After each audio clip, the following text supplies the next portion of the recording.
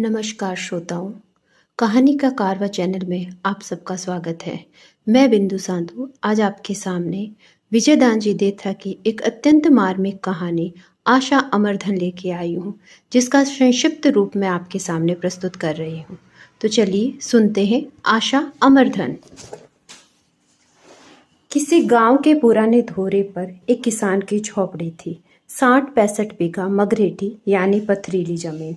मारवाड़ में बादलों के भरोसे पानी की बजाय हर एक दूसरे बरस अकाल या कुर्रा तो पड़ना निश्चित है।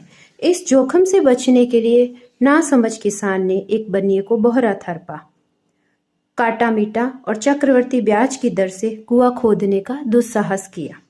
घुटने के बीच दबा कसाई के हाथ की छुरी में बकरा कसाई की छुरी से बचे तो 9 खुटी मारवाड़ का किसान बोहरे के कान में खोसी कलम से बचे।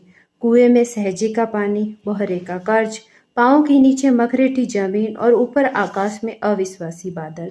घर में प्रतिवर्ष ब्याने वाली जोई, आठों पहर नोचने को ठाकुर। इन 6 दुश्मनों के चुंगल में स्वयं भगवान भी फंस जाए तो मुंह में तृण लेके उसे भी शिकस्त खानी पड़े। फिर मारवाड़ के जनन दुखियारे किसान की तो बिसात ही क्या। प्रतिवर्ष प्रसव से उत्पीड़ित घरवाली 2 रोते बिसुरते बेरियों को पीछे छोड़कर उस नार के जीवन से हमेशा के लिए छुटकारा पा गई। पर रक्त संबंधों की पुश्तैनी आत्मीयता का दावा करने वाले परिजनों ने किसान की भलाई के लिए उसका नाता करवाया। सौतेली माँ का शुभ आगमन मौत से अधिक भयानक होता है। बनिए का ब्यास तो चालू ही था, मगर सहजे का पानी खूट गया और किसान की आंखों के स्रोत खुल गए। माँ बाप ने सलाहसूत विचार कर मालवा जाने का मानस बनाया। सद्व्यवहार, शिष्टाचार और दिखावा जैसी फालतू बातों से माँ का दूर दराज तक कोई सरोकार नहीं था।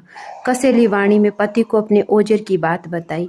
इन जमदूतों को साथ ले तो मालवा में भी चैन नहीं, इन्हें यही मार मोर कर खिसक जाए तो अच्छा।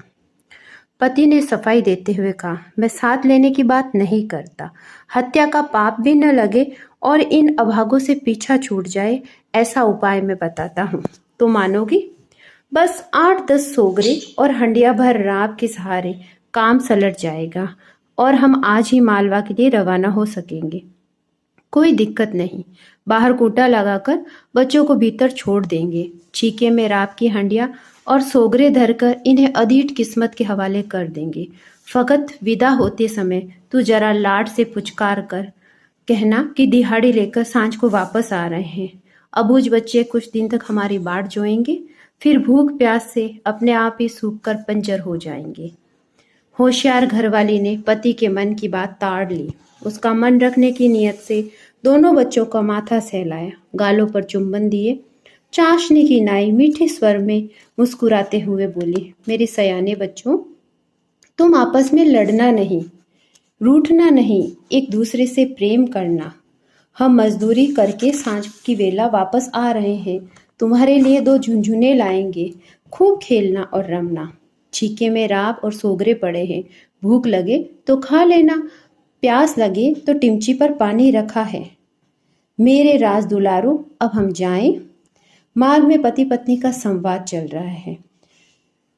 पति के भीतर का मवाद बाहर आने के लिए छटपटा रहा है, लेकिन परिणाम के भय से उसका शरीर सिरहर उठता है। अधीर मन की बात संवारते बोला, अपनी अथक मेहनत से खोदा हुआ कुआं छोड़ने पर टीस उठती है। पत्नी ने राहत की सांस ली, विमुक्त भाव से कहा, अब कहीं मन को चैन मिला। मैंने तो सोचा था कि बात कुछ दूसरी ही है, पर कुएं में पानी न हो तो हम भी क्या करें। यदि कुएं का पानी नहीं खूटता तो क्या जीते जी उसे छोड़ते? लाचारी जो न कराए वह थोड़ा है। कुएं में पानी नहीं हो तो क्या उसमें धमाक दे? जाने अनजाने ही पति की दुखती रग छिड़ गई। उसने कहा, हाँ, ये बात तो तेरी एकदम सच है। इस संसार में सारी माया पानी की ही है। बस पानी को तो पानी की माँ ने ही जाना है। मरना अच्छा, पर भगवान किसी का पानी नहीं खुटाए। और यूं चलते चलते आकाश में चारों ओर सांझ घिर आई। एक गहरे घुमेर बरगद की छांव में दोनों विश्राम करने के लिए बैठे। पश्चिम दिशा में हल्के सिंदूरी रंग की लाली फैल रही थी। पिता ने अनमने भाव से पूछा, बच्चे अभी भी अपनी बाट जो रहे होंगे? रात का अंधेरा छाने पर वे जरूर रोएंगे, चिल्लाएंगे। कोई दयावंत उनकी पुकार सुनकर उन्हें अपने घर ले जाए तो कितना अच्छा। पत्नी को हल्का सा झटका लगा, मानो माथे पर किसी अधीर ततैया ने डंक मार दिया हो। क्षण भर के लिए वह तिलमिला उठी, फिर एक गहरी उच्छ्वास भरकर तिक्त भाव से बोली, इतनी दूर जाने पर भी तुम्हारे मन में यही कसमसाहट टीस रही है? ऐसा ही स्नेह उमड़ रहा था तो वापस लौट आ जाओ, अभी तो कुछ नहीं बिगड़ा। पति ने गर्दन हिलाते सफाई देनी चाहिए। वापस लौटने की बात मैंने कब कही, पर मन में बच्चों का विछोह कहीं न कहीं साल रहा है। हिम्मत करने की बहुत कोशिश करता हूँ, फिर भी यह याद फड़फड़ाने लगती है। यह तो फकत तुम्हारे मन की कमजोरी है, उंगलियों को कटकाते पत्नी बोली। ऐसा कमजोर दिल तो भगवान कबूतर का भी नहीं। और उधर बच्चों की झोपड़ी में गोधूली का उजास सिमटने लगा तो अटपटी वाणी में भाई ने पूछा, सांझ ढलने में अब कितनी देर है? माँ और बापू कब आएंगे? भाई को आश्वस्त करने के लिए बहन पुचकार कर बोली, सांझ तो उनके आने पर ही होगी, उनके आए बिना भला सांझ कैसे हो सकती है? आधी रात ढलने पर उसने फिर पूछा, क्या सांझ हो गई? बहन उसे थपथपाने लगी, सांझ पड़ती तो माँ बापू आ नहीं जाते?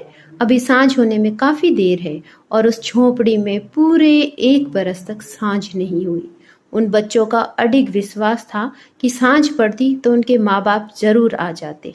बालिका 5 वर्ष की और बालक 2 वर्ष का है।